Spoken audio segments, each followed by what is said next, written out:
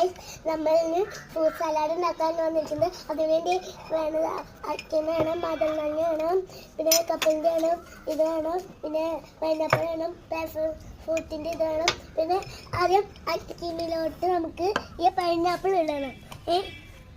എല്ലാം ഇടാം, കുറച്ചിടാൻ മതി.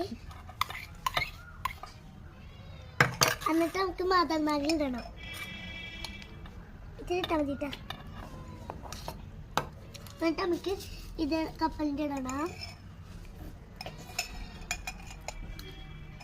ഇത് നമുക്ക് ഇത് ഇടണം.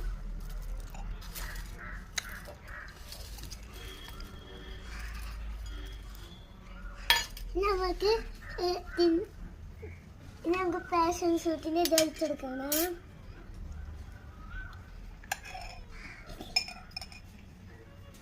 എന്നിട്ട് നമുക്ക് തിന്നാം. ടേസ്റ്റ് നോക്കട്ടെ.